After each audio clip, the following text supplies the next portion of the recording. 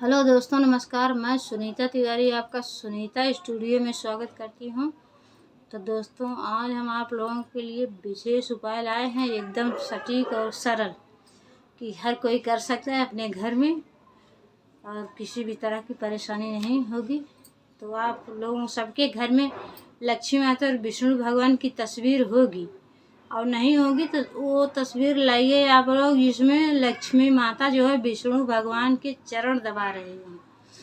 तो ऐसी तस्वीर घर में रहनी चाहिए। तो उसी का आज हम पूजा करेंगे और माता लक्ष्मी के 18 पुत्रों के नाम का जाप करेंगे।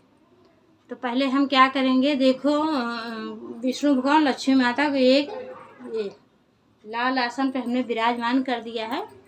यह है सिंहासन। ये सिंहासन हमारे लड्डू गोपाल का है, तो भी आज हमने विष्णु भगवान को इस पे विराजित कर दिया है। तो इस तरह से कर दीजिए और इनको हार पहना दीजिए, ये पुष्पों का हार। तो हमने तो मोगरा का हार पहना है, इसमें खुशबू बहुत अच्छी आती है। तो आप लोग गुलाब का, जिसको जो भी मिले, वैसे तो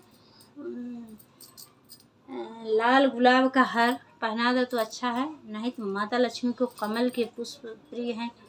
जो भी मिल जाए अपने हिसाब से, अपनी सरलता से, वही आप लोग कर दीजिए। वैसे भगवान या देवी देवता सब भाव के भूखे हैं, प्रेम से जो करे हुए। अब कोई पूजा पाठ भी करते हैं तो वो एकदम खुशी मन से, ये नहीं कि अब आज करना है बोझ समझ के एकदम एकदम भारी मन से, ऐसे नहीं। अगर उस दिन नहीं कर सकते तो मत कीजिए, जब आपको अच्छा लगे, जिस दिन आपका मूड सही हो उस दिन कीजिए।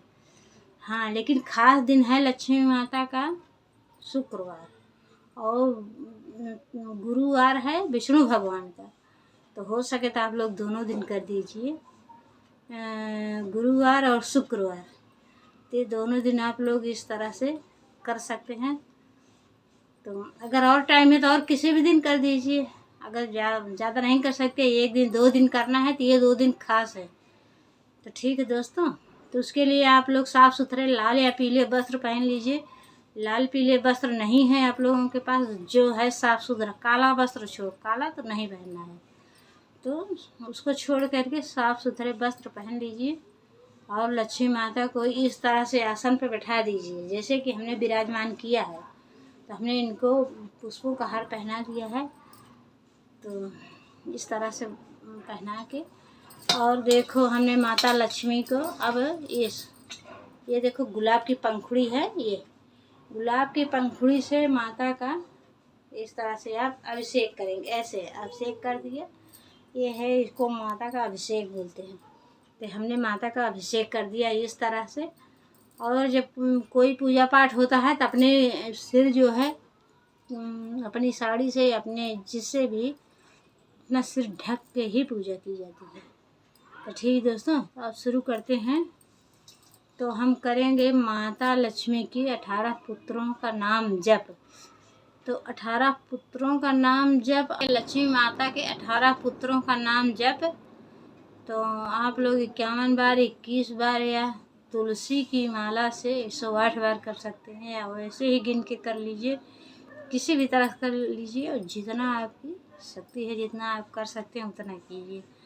फल तो उतना ही मिलेगा जितना आप लोग कर पाएंगे, तो उसी हिसाब से आप अपने सामर्थ्य के अनुसार करें। और वीडियो में लास्ट तक ज़रूर बनाएं, क्योंकि लास्ट में एक हम बहुत ही खास ट्रिक बताएंगे, उपाय यानी, तो जिससे कि बहुत अच्छा होगा।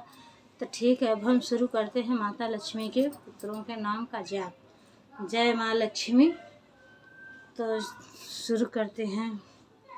ओम देव सखाय नमः, ओम चिक्लिताय नमः, ओम आनंदाय नमः, ओम कर्माय नमः, ओम श्री प्रदाय नमः, ओम जात वेदाय नमः, ओम अनुरागाय नमः, ओम सम्मोदाय नमः, ओम विजयाय नमः, ओम मदाय नमः, ओम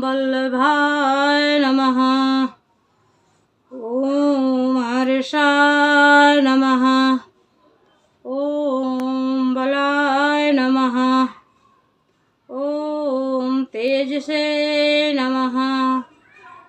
ओम दमकाय नमः। ओम सलीलाय नमः। ओम गुग्गुलाय नमः।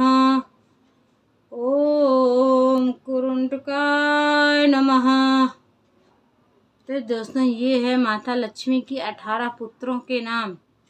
इसको आप लोग बड़े ही प्रेम से जप करें। 11, 21, 51, 108 जितना भी बार कर सकते हैं उतना कीजिए।